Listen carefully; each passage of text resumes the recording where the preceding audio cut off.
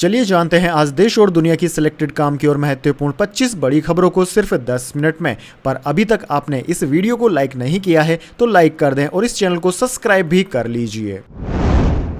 सोनिया गांधी रायबरेली में बोली, अपना बेटा सौंप रही हूं, मैंने राहुल को अन्याय के खिलाफ लड़ना सिखाया, वह डरेंगे नहीं, ख्याल रखिएगा। जी हां दोस्तों, रायबरेली में अखिलेश यादव राहुल गांधी की रैली में शुक्रवार को सोनिया गांधी भी शामिल हुई। उन्होंने कहा कि मैं आपको अपना बेटा सौंप रही हूं, जैसे आपने मुझे अपना माना वैसे ही राहुल को अपना कर रखना है, राहुल आपको निराश नहीं करेगा। उन्होंने कहा कि मैंने राहुल और प्रियंका को वही शिक्षा दी है जो रायबरेली और इंदिरा जी ने मुझे दी थी। सबका आदर करो, कमजोरों की रक्षा करो, अन्याय के खिलाफ जिससे भी लड़ना पड़े लड़ो, डरना नहीं है, वह डरेंगे भी नहीं क्योंकि न्याय और परंपरा की तुम्हारी जड़ें बहुत मजबूत हैं। चलिए दोस्तों जान लेते हैं इसके बाद अगली बड़ी खबर। झारखंड हाईकोर्ट ने राहुल गांधी पर लगाया जुर्माना, मानहानि केस में देर से जवाब दाखिल करने पर अदालत नाराज। जी हां दोस्तों, झारखंड हाईकोर्ट ने मानहानि मामले में कांग्रेस नेता राहुल गांधी पर 1000 रुपए का जुर्माना लगाया है। जस्टिस अनिल चौधरी की अदालत ने राहुल गांधी पर जुर्माना लगाया। हालांकि राहुल गांधी को राहत जारी रहेगी। कोर्ट ने यह जुर्माना तय समय में जवाब दाखिल न करने पर लगाया है। दोस्तों आपकी जानकारी के लिए बता दें, MP MLA कोर्ट चाईबासा ने 27 फरवरी 2024 को भाजपा कार्यकर्ता प्रताप कटारिया की याचिका पर तत्कालीन भाजपा अध्यक्ष अमित शाह के खिलाफ आपत्तिजनक टिप्पणी के मामले में राहुल गांधी के खिलाफ गैर जमानती वारंट जारी किया था। राहुल गांधी ने व्यक्तिगत छूट के लिए याचिका दायर की थी, लेकिन ट्रायल कोर्ट ने 14 मार्च 2024 को इसे खारिज कर दिया था और राहुल गांधी को 27 मार्च को व्यक्तिगत रूप से अदालत में पेश होने के लिए कहा था। चलिए दोस्तों जान लेते हैं अगली खबर। शराब नीति केस में ईडी ने केजरीवाल और आम आदमी पार्टी को आरोपी बनाया। जांच एजेंसी ने सुप्रीम कोर्ट में बताया, कोर्ट ने केजरीवाल की गिरफ्तारी मामले में फैसला सुरक्षित रखा। जी हां दोस्तों, दिल्ली के मुख्यमंत्री अरविंद केजरीवाल की याचिका पर शुक्रवार को सुप्रीम कोर्ट में सुनवाई पूरी हो गई। अरविंद केजरीवाल ने शीर्ष कोर्ट में प्रवर्तन निर्देशालय यानी कि ईडी की गिरफ्तारी को चुनौती दी थी। सुप्रीम कोर्ट ने इस पर फैसला सुरक्षित रख लिया, साथ ही कहा कि केजरीवाल जमानत के लिए ट्रायल कोर्ट जा सकते हैं। वहीं दोस्तों सुनवाई के दौरान ईडी ने सुप्रीम कोर्ट को बताया कि शराब नीति केस में अरविंद केजरीवाल और आम आदमी पार्टी को आरोपी बनाया गया है। इसके कुछ देर बाद ही ईडी की एक टीम दिल्ली के रावेज एवेन्यू कोर्ट पहुंची और शराब नीति केस में 8वीं सप्लीमेंट्री चार्जशीट दायर की। इसमें केजरीवाल और आम आदमी पार्टी का नाम शामिल था।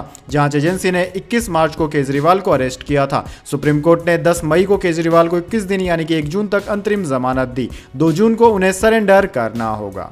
चलिए दोस्तों जान लेते हैं इसके बाद अगली बड़ी खबर। अरविंद केजरीवाल का प्रधानमंत्री ऑफिस पर अटैक, बोले मेरी जेल की लाइव वीडियो देखते थे अधिकारी, श्री राम तीर्थ में टेका माथा। जी हां दोस्तों, दिल्ली में जेल से छूटने के बाद पंजाब दौरे पर आए अरविंद केजरीवाल ने केंद्र में प्रधानमंत्री कार्यालय पर आरोप लगा दिया। उन्होंने कहा कि तिहाड़ जेल में उन पर कैमरे से नजर रखी जा रही थी। 13 अधिकारी 24 घंटे मॉनिटर कर रहे थे। इनमें से एक लाइव फीड प्रधानमंत्री कार्यालय में जा रही थी, जहां 2 टीवी लगे थे। मुझे तोड़ने की कोशिश की लेकिन उन्होंने हार नहीं मानी। केजरीवाल ने अमृतसर में संबोधित करते हुए आरोप लगाया और कहा कि केंद्र ने जेल में भी मुझे तोड़ने की कोशिश की लेकिन असफल रहे। जेल मैन्युअल में लिखा गया है कि सुप्रिंटेंडेंट चाहे तो कमरे में मीटिंग करवा सकते हैं, लेकिन ऐसा नहीं हुआ। उन्होंने सीएम मान के साथ जाली के जरिए आम कैदी की तरह बैठक करवाई।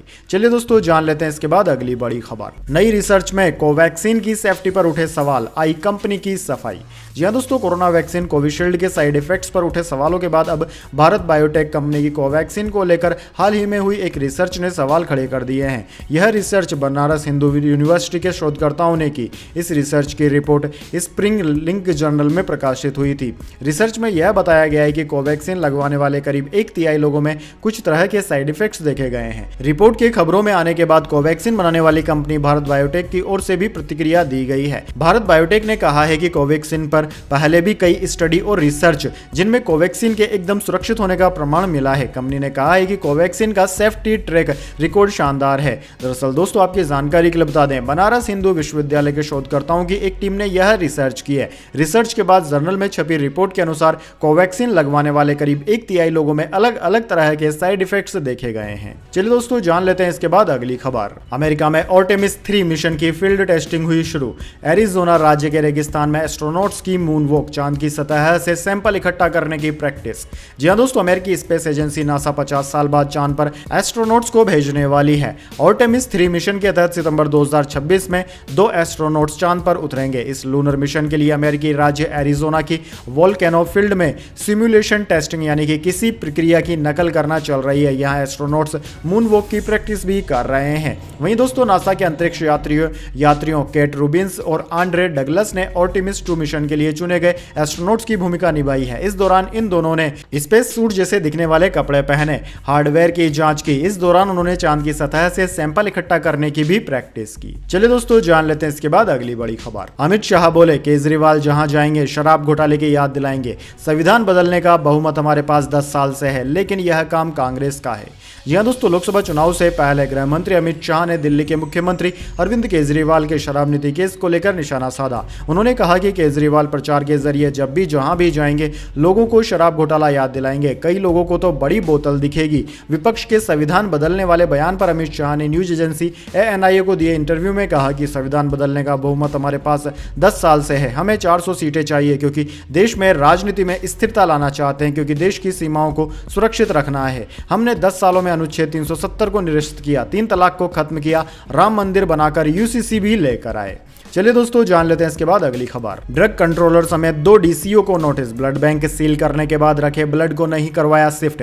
440 यूनिट ब्लड हो गया था खराब। जी हां दोस्तों, जयपुर के गोपालपुरा बाईपास स्थित ब्लड बैंक जिसे फरवरी में भवन मालिक ने किराए पेंडेंसी के कारण बंद कर दिया था, उसमें ड्रग कंट्रोलर अजय फाटक और 2 DCO नीरज कुमार और सुभाष चंद्र दादरवाल की बड़ी लापरवाही सामने आई है। इसे देखते हुए हेल्थ डिपार्टमेंट ने इन तीनों को 17 CCA का नोटिस जारी कर स्पष्टीकरण मांगा है। दरअसल दोस्तों जयपुर के गोपालपुरा बाईपास पर जीवनदाता ब्लड सेंटर के नाम से ब्लड बैंक संचालित होता था। किराए के भवन में संचालित इस ब्लड बैंक का 50 लाख रुपए से ज्यादा किराया चढ़ने के बाद संचालक इसे 20 जनवरी को बंद करके चला गया। इस भवन के मालिक ने 29 जनवरी से 7 फरवरी के बीच 4 बार पत्र लिखकर ड्रग कंट्रोलर और RSBTC जयपुर के विभागाध्यक्ष को सूचित किया, लेकिन उन्होंने रखे हुए ब्लड को कहीं भी शिफ्ट नहीं करवाया। चलिए दोस्तों जान लेते हैं इसके बाद अगली बड़ी खबर। उत्तराखंड के चारों धाम में रील वीडियो बैन। 31 मई तक VIP दर्शन नहीं होंगे। ऑफलाइन रजिस्ट्रेशन भी 3 दिन के लिए बंद। जी हां दोस्तों, चारधाम यात्रा के लिए केदारनाथ, बद्रीनाथ, गंगोत्री और यमुनोत्री में श्रद्धालुओं की भीड़ प्रशासन के लिए लगातार मुसीबत बन रही है। भारी भीड़ को देखते हुए उत्तराखंड सरकार ने 3 बड़े आदेश दिए हैं। दरअसल दोस्तों उत्तराखंड की मुख्य सचिव राधा रतूड़ी ने कहा है कि चारों धामों के मंदिरों के 50 मीटर के दायरे में रील्स या वीडियो बनाने पर पाबंदी लगाई गई है। साथ ही VIP दर्शन पर लगी रोक को भी 31 मई तक बढ़ा दिया गया है। पहले यह रोक 25 मई तक लगाई गई थी। इसके अलावा दोस्तों सरकार ने यात्रा के ऑफलाइन रजिस्ट्रेशन के लिए ऋषिकेश और हरिद्वार में लगाए गए काउंटर को भी 3 दिन तक बंद कर दिया है, यानी कि अब श्रद्धालु सिर्फ ऑनलाइन रजिस्ट्रेशन ही कर सकेंगे। चलिए दोस्तों जान लेते हैं इसके बाद अगली खबर। T20 वर्ल्ड कप के वार्म अप मैच का शेड्यूल हुआ जारी। 1 मैच खेलेगा भारत, पाकिस्तान, इंग्लैंड और न्यूजीलैंड नहीं खेलेंगे। जी हां दोस्तों, इंटरनेशनल क्रिकेट काउंसिल ICC ने T20 वर्ल्ड कप के वार्म अप मैचों का शेड्यूल जारी कर दिया है। टीम इंडिया अमेरिका और वेस्टइंडीज में अगले महीने खेले जाने वाले T20 वर्ल्ड कप से पहले केवल एक वार्म अप मैच 1 जून को बांग्लादेश के खिलाफ USA में खेलेगा। वर्ल्ड कप में भाग लेने वाली 20 टीमों में से 17 टीमें ही वार्म अप मैच में हिस्सा लेंगी। वहीं पाकिस्तान, इंग्लैंड और न्यूजीलैंड की टीम वार्म अप मैच नहीं खेलेंगी। दोस्तों वार्म अप के 16 मैच 27 से 1 जून के बीच अमेरिका और वेस्टइंडीज के त्रिनाद एंड टोबैगो में खेले जाएंगे। चलिए दोस्तों जान लेते हैं इसके बाद अगली बड़ी खबर। कांग्रेस बोली धर्म के नाम पर वोट मांग रहे हैं CM। चुनाव आयोग से प्रचार पर रोक लगाने की मांग। कांग्रेस को आपत्तिजनक शब्द कहे। जी हां दोस्तों, कांग्रेस ने निर्वाचन आयोग से मध्य प्रदेश के CM डॉक्टर मोहन यादव की शिकायत की है। कांग्रेस का आरोप है कि CM ने हरियाणा में चुनाव प्रचार के दौरान धर्म के नाम पर वोट मांगे। कांग्रेसियों के लिए अमर्यादित भाषा बोली। मध्य प्रदेश कांग्रेस के उपाध्यक्ष और चुनाव कार्य के प्रभारी JP धनोपिया ने मुख्य चुनाव आयुक्त के नाम भेजे शिकायती पत्र में डॉक्टर मोहन पर कार्यवाही और प्रचार करने पर रोक लगाने की मांग की है। कांग्रेस ने अपने शिकायती पत्र में लिखा है कि लोकसभा चुनाव 2024 में मुख्यमंत्री डॉक्टर मोहन यादव 15 मई को हरियाणा के लोकसभा क्षेत्र गुड़गांव के रेवाड़ी जिले के कसोली कस्बा में प्रचार करने पहुंचे थे। संवैधानिक पद पर बैठे व्यक्ति की ठेस पहुंचाने वाली भाषा आचार संहिता का उल्लंघन है। मुख्यमंत्री के खिलाफ प्रकरण दर्ज कर कार्रवाई की जानी चाहिए। चलिए दोस्तों, जान लेते हैं इसके बाद अगली बड़ी खबर। अब नेपाल में एमडीएच एवरेस्ट मसालों पर लगा बैन। कीटनाशक एथिलीन ऑक्साइड की जांच शुरू की। अप्रैल में सिंगापुर हांगकांग ने किया था बैन। जी हां दोस्तों, सिंगापुर और हांगकांग के बाद अब नेपाल ने भी भारत के 2 मसाला ब्रांड एवरेस्ट और एमडीएच की बिक्री, खपत और आयात पर रोक लगा दी है। नेपाल के खाद्य प्रौद्योगिकी एवं गुणवत्ता नियंत्रण विभाग के प्रवक्ता मोहन कृष्ण महारंजन ने न्यूज एजेंसी एएनआई से कहा कि नेपाल में आयात किए जा रहे एवरेस्ट और एमडीएच ब्रांड के मसालों के आयात पर प्रतिबंध लगा दिया गया है। मसालों में हानिकारक केमिकल्स के अंश पाए जाने की खबर आने के बाद 1 हफ्ते पहले आयात पर प्रतिबंध लगाया गया था और हमने मार्केट में भी इसकी बिक्री पर प्रतिबंध लगा दिया है। इन दोनों ब्रांड्स के मसालों में केमिकल के लिए जांच चल रही है। अंतिम रिपोर्ट आने तक प्रतिबंध लागू रहेगा।